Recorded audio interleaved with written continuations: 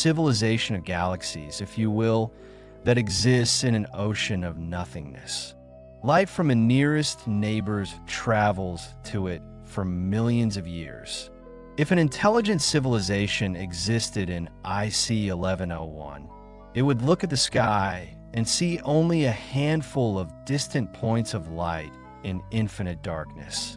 IC 1101 is not just lonely, it is dying. This is an old galaxy in which virtually no new stars are born. All the gas and dust necessary for star formation have long been exhausted or dispersed. The stars in it are mainly old red and yellow giants, slowly burning out luminaries of past epochs. Billions of years ago, IC 1101 was probably a bright, seething cauldron of star formation. Galaxy collisions generated waves of new star births, creating fireworks of supernovae and the formation of young blue giants. But those times are long gone. Now the galaxy is immersed in a quiet, slow extinction. Most of the stars in IC 1101 are red dwarfs and old yellow stars, similar to our sun in its declining years. They shine dimly, quietly, without the drama of youth. This is a retiree galaxy that has lived a turbulent life and now simply exists, watching the slow flow of cosmic time. Try to imagine what it would be like to live in such a galaxy. If somewhere among the trillions of stars of IC 1101, there existed a civilization that had reached the technological level for interstellar travel, their reality would be completely different from ours. When we look at the night sky, we see Andromeda, our neighbor, which is only 2.5 million light years away. We see the galaxies of the local group, the Magellanic Clouds. Our universe seems densely populated, but in IC 1101, their astronomers would look through telescopes and see an almost empty sky, rare distant points of light, separated by enormous distances. For such a civilization, the concept of neighboring galaxies would be almost absurd. A journey to the nearest significant galaxy would take not millions of years at near light speed, but tens of millions. This is isolation of a completely different order. This is loneliness on a cosmic scale. But IC 1101 holds even more secrets. Like all massive galaxies, it is surrounded by a huge halo of dark matter, an invisible substance that makes up about 85% of all matter in the universe. This halo extends far beyond the visible boundaries of the galaxy, possibly for a distance of tens of millions of light years. Dark matter does not emit light, does not absorb it, does not interact with ordinary matter in any way except through gravity. But it is its gravitational influence that holds the galaxy together, preventing trillions of stars from flying apart in different directions. IC 1101 is not just a visible galaxy. It is an island of visible matter floating in an ocean of invisible matter.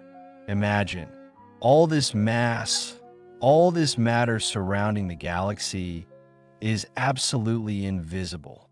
If you could see dark matter, IC 1101 would look hundreds of times larger than it appears now. A giant ghostly sphere, inside which the luminous visible galaxy would be just a tiny core. Let's return to the black hole at the center of IC 1101. A mass of 40 to 100 billion suns is unimaginable. The black hole at the center of our Milky Way, Sagittarius A-, has a mass of about 4 million suns. The IC 1101 black hole is 10,000 to 25,000 times more massive. The event horizon of such a black hole would have a diameter larger than Neptune's orbit. If you replaced our solar system with this black hole, It would swallow not only all the planets, but also space far beyond the Kuiper Belt. Entire planetary systems could rotate inside the event horizon, already doomed, but not yet having reached the singularity. The gravity of IC 1101 is so powerful that it warps space-time itself around it. When light from more distant galaxies passes by IC 1101, it bends, creating a gravitational lensing effect. Astronomers use this effect to study both IC 1101 itself and objects located behind it. Sometimes this effect creates multiple images of the same distant galaxy, smeared into arcs or rings around IC 1101. This is called an Einstein ring, direct visual confirmation that mass warps space, as Albert Einstein predicted more than a century ago. What awaits IC 1101 in the future? The galaxy will continue to age slowly. Its stars will burn out one by one, turning into white dwarfs, neutron stars, or black holes. Through trillions of years, even the longest living red dwarfs will go out. Ultimately, through an indescribably long time, IC 1101 will become a ghost galaxy, a collection of dead stellar remnants, invisible in the optical range, emitting only a faint infrared glow. The black hole at the center will slowly evaporate through Hawking radiation, a process that will take 10 to 100 years or more. But there's something even more eerie. The universe is expanding, and this expansion is accelerating. Due to dark energy, a mysterious force opposing gravity on cosmological scales, galaxies are moving away from each other faster and faster. For IC 1101, already isolated, this means that its loneliness will only grow. Distant galaxies that it can still see will gradually disappear beyond the cosmological horizon, the boundary beyond which objects are receding faster than the speed of light due to the expansion of space between us and them. Through trillions of years, any hypothetical civilization in IC 1101 would look at the sky and see nothing at all except the stars of their own galaxy. The rest of the universe would disappear, carried away by the expansion of space-time. They would be locked in an island universe, having no way to know that trillions of other galaxies once existed. IC 1101 makes us think about our place in space. We live in a relatively densely populated region of the universe, in a galaxy that is part of the Local Group, which in turn is part of the Virgo supercluster. We have neighbors. We have context. But IC 1101 reminds us that the universe is not the same everywhere. There are places of unimaginable loneliness, where the distances between structures are so great that the word void takes on a completely new meaning. This is a galaxy that exists in its own isolated bubble of reality. And yet, despite this loneliness, IC 1101 continues to exist. Its trillions of stars continue to shine. Its black hole continues to hold everything together. Its dark matter continues to envelop all this in an invisible embrace. It is a witness to cosmic epochs, having survived countless galactic collisions, observing the slow unfolding of cosmic history from its lonely post in the void. Interestingly, the fate of IC 1101 may show us our own future. Our Milky Way and the Andromeda Galaxy are now moving toward each other at a speed of about 110 kilometers per second. In about 4.5 billion years, they will collide, beginning a cosmic dance of merger that will last billions of years. The result of this collision? A giant elliptical galaxy that astronomers have already jokingly dubbed Milkomeda or Andromilky Way. This new galaxy will be in many ways similar to IC 1101. Huge, elliptical, with reduced star formation. We will witness, or rather, our distant descendants, the transformation of our home into something similar to this lonely giant. But there is a key difference: not be so isolated.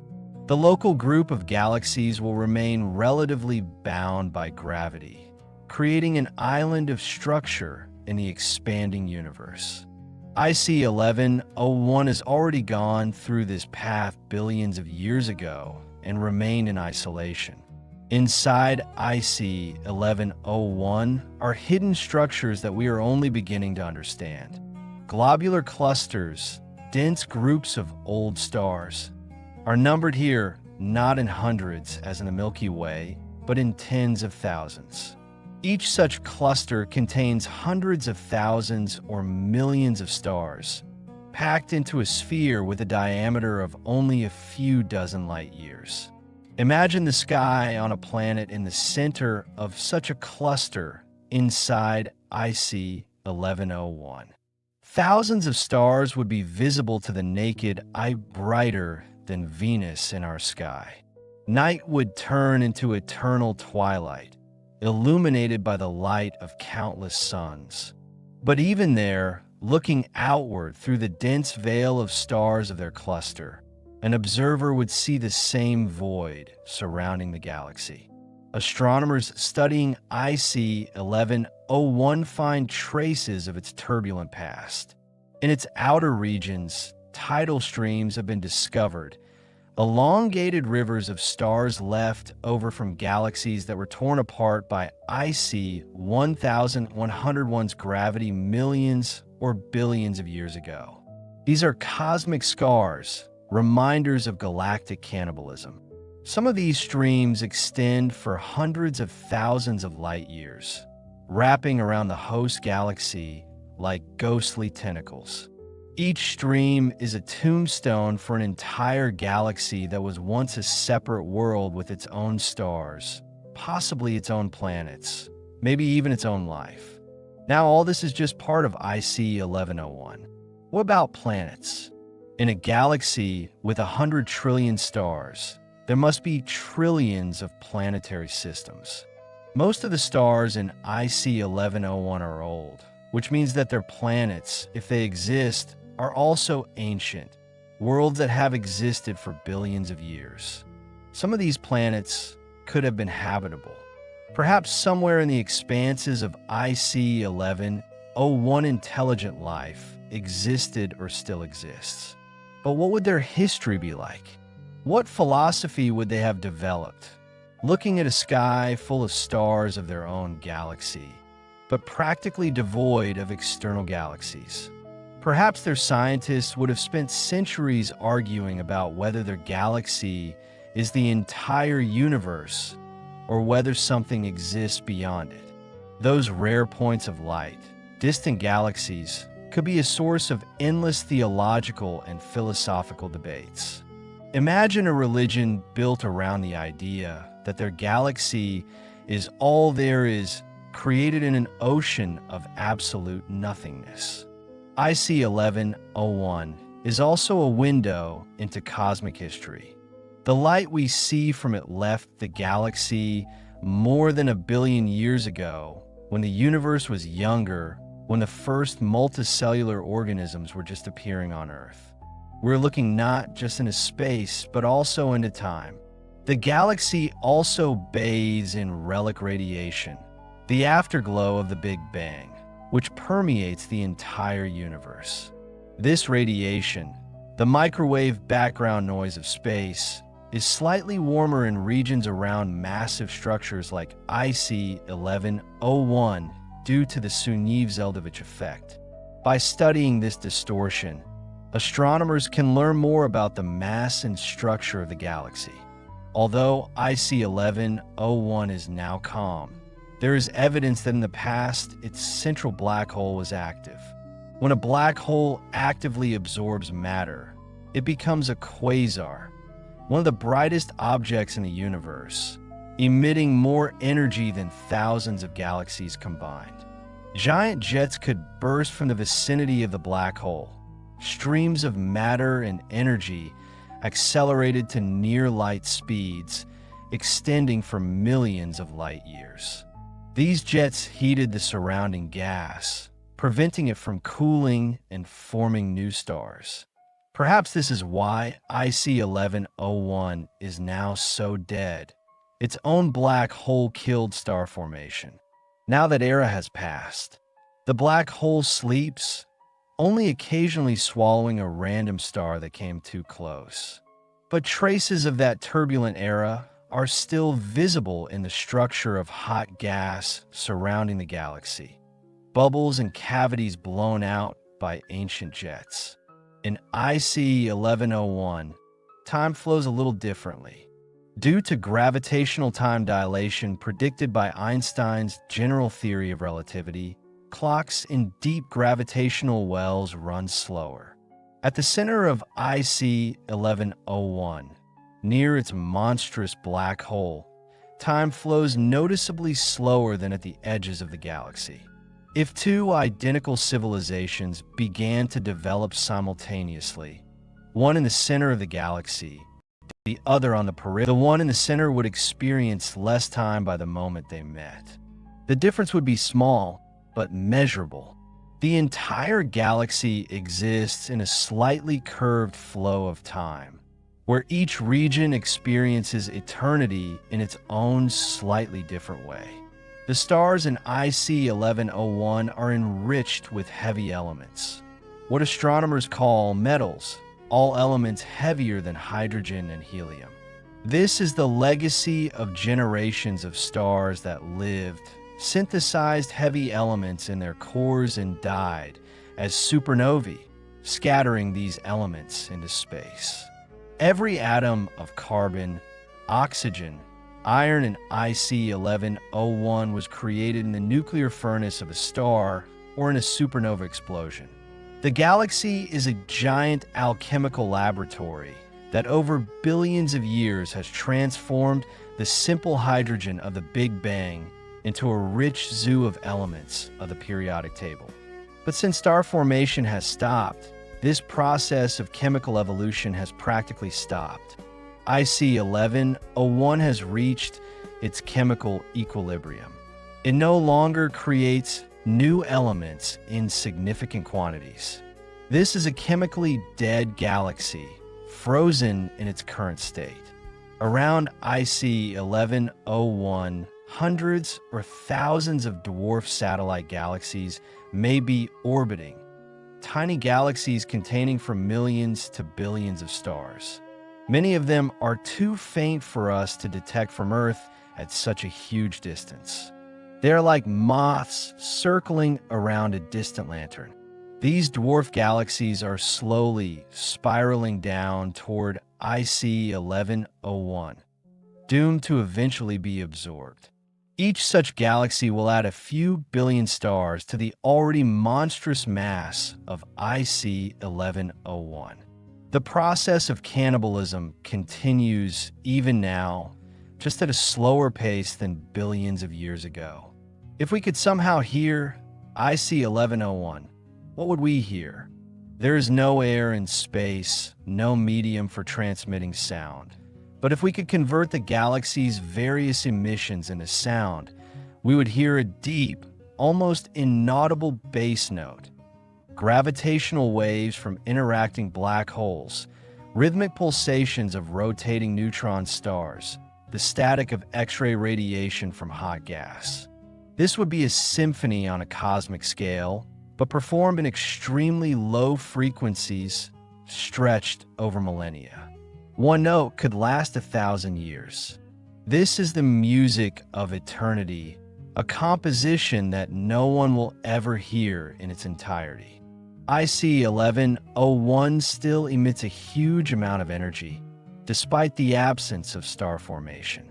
Trillions of old stars continue to shine, albeit more dimly than in their youth. But the main source of the galaxy's energy now is not nuclear fusion in stars, but more exotic processes. Hot gas surrounding the galaxy at temperatures of millions of degrees radiates in the X-ray range. This gas was heated by ancient supernova explosions, jets from the black hole, and gravitational compression when falling into the galaxy's gravitational well. The mass of this gas is comparable to the masses of billions of stars, but it is so rarefied and hot that it is invisible in the optical range. White dwarfs, remnants of stars like our Sun, slowly cool down, radiating stored heat over trillions of years. Neutron stars rotate, generating powerful magnetic fields and emitting radio waves. Black holes, including the central supermassive one, warp space-time around them, creating gravitational lenses and occasionally swallowing random matter with a bright burst of energy. Each star in IC 1101 is a separate story, a separate fate. Among 100 trillion stars, there are red supergiants on their last breath, ready to explode as supernovae. There are binary systems where a white dwarf slowly absorbs matter from its companion, preparing for a thermonuclear explosion of type I. There are planetary nebulae, dying stars that have shed their outer shells, creating glowing clouds of gas of bizarre shapes. Each such nebula shines for only a few tens of thousands of years before dispersing, a moment by cosmic standards, the last gasp of a star before turning into a white dwarf. There are rogue stars, ejected from the galaxy by gravitational interactions, flying through intergalactic void at speeds of thousands of kilometers per second. These lonely stars will never return home, doomed to wander in the void forever until they burn out billions of years later. There are hypervelocity stars, accelerated to several thousand kilometers per second during a close passage near the central black hole. They rush through the galaxy like cosmic bullets, some having gained enough speed to leave the galaxy forever. If civilizations ever existed in IC 1101, and statistically, in a galaxy with 100 trillion stars, at least a few should have emerged, what would their chances of survival be? An old galaxy with low activity may seem like an ideal place. Fewer supernovae, fewer cosmic catastrophes, a stable, predictable environment. But there's also a flip side. In such a galaxy, fewer heavy elements are formed now, fewer new stars and planetary systems. Any civilizations that arose here are perhaps old. What happens to a civilization that exists for so long? Maybe they reached a post-biological stage, uploading their consciousness into computers or other substrates. Maybe they built Dyson spheres around billions of stars, collecting every photon of energy. Maybe they died out long ago, leaving behind only ruins and dead megastructures drifting in space. Archaeological monuments on a galactic scale. Or maybe they exist in slowed time, their civilization operating at such low energy levels that one of their thoughts takes thousands of years. They could be immortal, practically eternal, observing the slow extinction of a universe in philosophical contemplation stretched over eons. IC 1101 is a source of gravitational waves, ripples in the fabric of space-time. When stellar mass black holes merge inside the galaxy, and this happens regularly in such a large stellar population, they create gravitational waves that propagate in all directions at the speed of light. By the time these waves reach Earth, having traveled more than 1 billion light years, they are incredibly weak. Space-time oscillates by less than a fraction of the size of a proton. But our detectors, such as LIGO and Virgo, are sensitive enough to detect them. Each detection is a message from the distant past, an echo of a cosmic catastrophe that occurred when complex life was just emerging on Earth. Even the central black hole of IC 1101 creates ultra-low frequency gravitational waves. If another massive black hole falls into it, which can happen when the galaxy absorbs a large satellite, the merger process generates waves with a period of months or years. These waves are too slow for ground-based detectors, but future space observatories, such as LISA, will be able to detect them. Let's change our temporal perspective for a moment. For a human, the life of IC 1101 seems static. The galaxy appears unchanged not only over one human lifetime, but over thousands or millions of years. But if we could speed up time, viewing billions of years in seconds, we would see a completely different picture. The galaxy would pulsate with life. We would see waves of star formation rolling through its disks billions of years ago when it was younger. We would see victim galaxies falling into IC 1101, torn apart by tidal forces, their stars scattered into long streams, and then assimilated into the body of the host galaxy. We would see the central black hole periodically flaring up as a quasar when a large mass of gas falls into it, then fading back into darkness.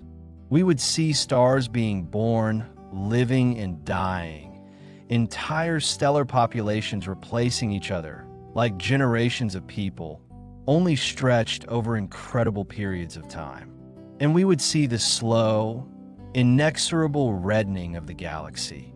As young blue stars die and are not replaced by new ones, the galaxy becomes increasingly red, increasingly dim, slowly fading into the cosmic night.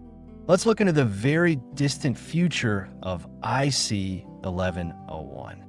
Through 10 to 14 years, 100 trillion years, all stars will go out.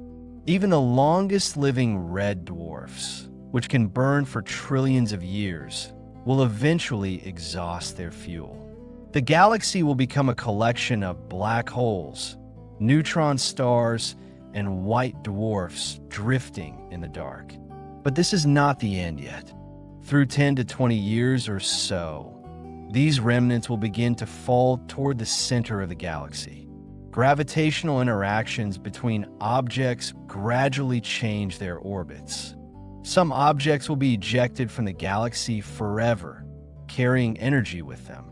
Others will fall inward, eventually absorbed by the central black hole, which will grow even larger. Through 10 to 40 years, thanks to quantum tunneling, even the most stable atoms of matter will begin to decay. White dwarfs and neutron stars will turn into an exotic form of matter or collapse into black holes. The very structure of matter will begin to fall apart at a fundamental level. Through 10 to 100 years, a googol years, even black holes will evaporate through Hawking radiation. The central supermassive black hole of IC 1101 will be one of the last structures in the local universe to disappear. But eventually, even it will disappear in a flash of gamma radiation. And at the site of the once magnificent galaxy, there will remain nothing but a rarefied sea of elementary particles and radiation. An interesting philosophical question arises. If there are no observers in IC 1101, does it exist for real? Quantum mechanics suggests that observation collapses the wave function, turning potentiality into actuality. But a galaxy 8 billion light years away from us, which virtually no one observes. From the perspective of the anthropic principle, we can observe IC 1101 only because we exist in a type of universe where such structures can form. If the physical constants were slightly different, galaxies could not form at all, and there would be no observers wondering about their existence. IC 1101, in this sense, is evidence of the fine-tuning of the universe. The gravitational constant, the rate of expansion of the universe, the ratio of matter and dark energy. All these parameters must be in a narrow range of values for galaxies to exist long enough for the development of complex structures, stars, planets, and possibly life.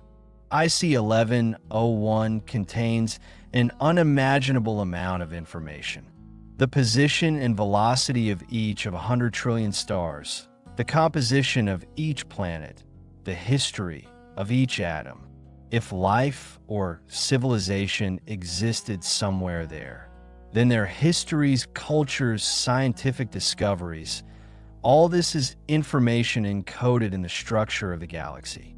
What happens to this information when stars die? When matter falls into black holes? There is the famous information paradox of black holes. According to quantum mechanics, information cannot be destroyed, but according to general relativity, everything that falls into a black hole is lost forever behind the event horizon. Stephen Hawking spent decades trying to solve this paradox. His solution suggests that information is somehow encoded in the Hawking radiation emitted by the black hole. But if this is so, then information about all civilizations that ever existed in IC 1101 and were absorbed by its central black hole still exists somewhere in a quantum state. In principle, with infinitely advanced technology, one could extract this information from Hawking radiation and reconstruct everything that ever fell into the black hole. The history of entire civilizations, recorded in quantum correlations of particles, a library on a cosmic scale, encoded in the very fabric of space-time. Some theories, such as eternal inflation, suggest the existence of a multiverse, an infinite set of universes with different physical laws and constants. If this is true, then our universe with its IC 1101 is just one an infinite set of possibilities.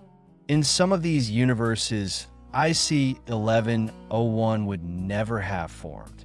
In others, it could be even larger or smaller. In others, the laws of physics are so different that galaxies cannot exist at all. Perhaps there are universes where IC 1101 is full of life, civilizations engaged in cosmic engineering on a galactic scale. But we are in this universe, observing this particular IC 1101, lonely, quiet, slowly dying. This is our reality, our window into cosmic history. And in some sense, this makes it special, unique, despite the possibility of infinite alternatives in a hypothetical multiverse.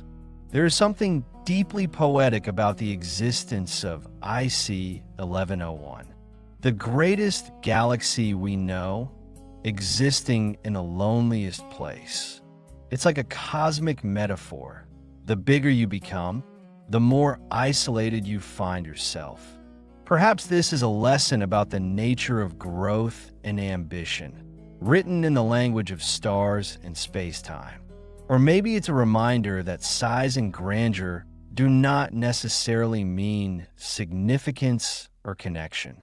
IC 1101 is huge, but it is lonely.